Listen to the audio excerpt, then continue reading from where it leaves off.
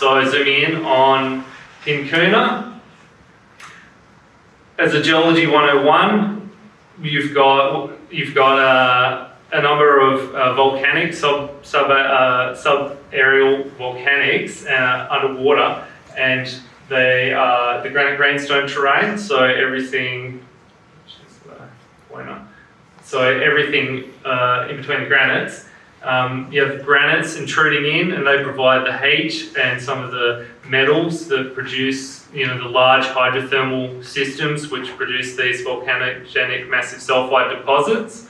And so what you want to do when you're out exploring for these deposits is look for evidence of that fluid flow, and then vectoring towards the mineralisation and find evidence of the fluids is just what Trek has done.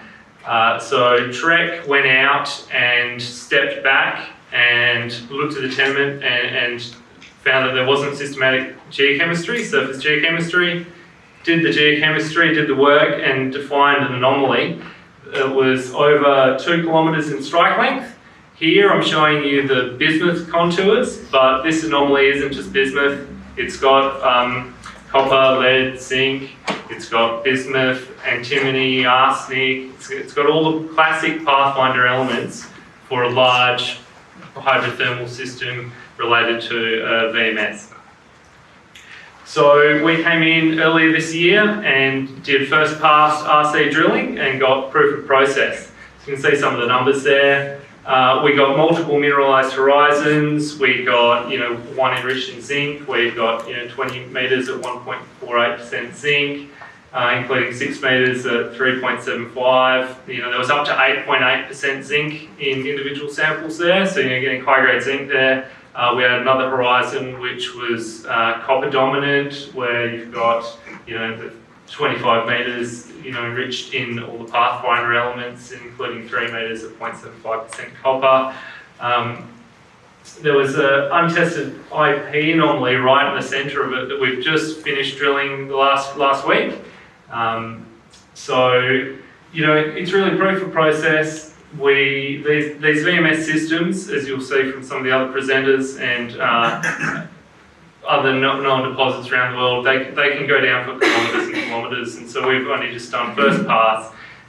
So it's quite exciting. I'm really excited about to continue exploration here at Valley of the Gossans. But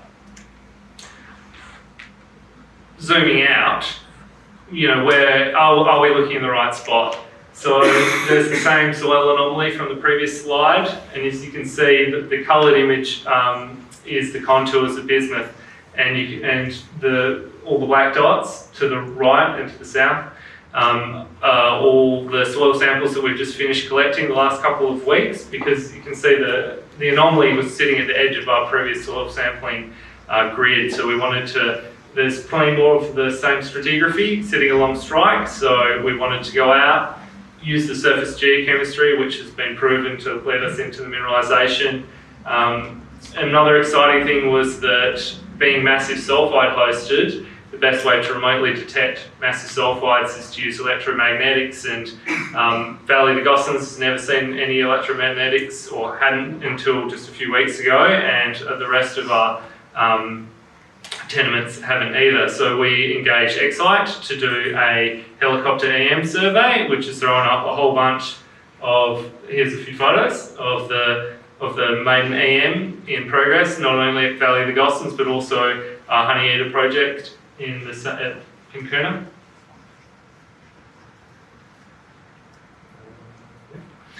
All right, so this image shows all of EM conductors. So I'm really excited about conductor A here. So the drill area was here, and conductor A is there.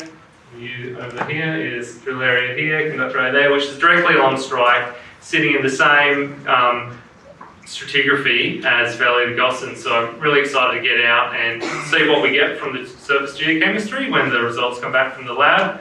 So that's a high priority target for us.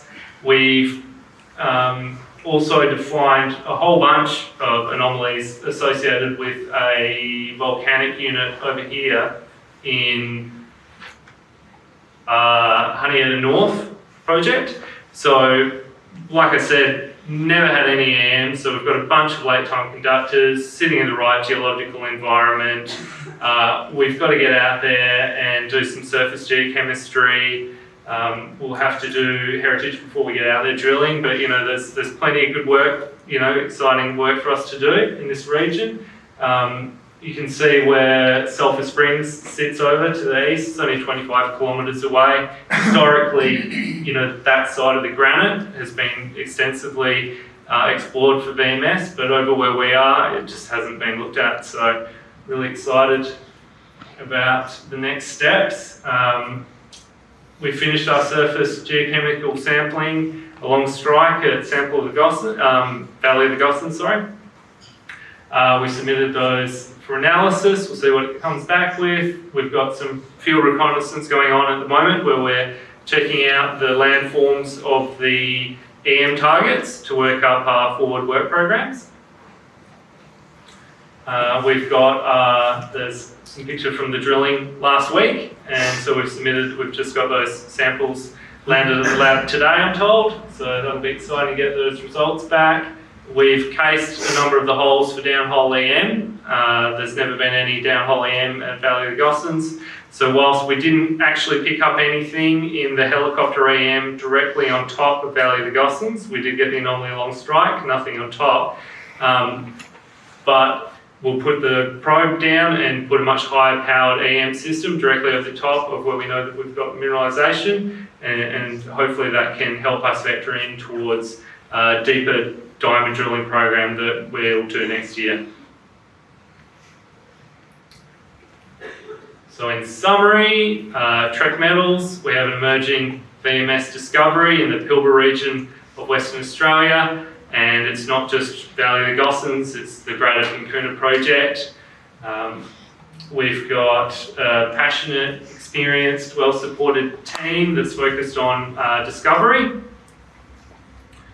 And we are highly leveraged to any exploration success. Thank you for listening.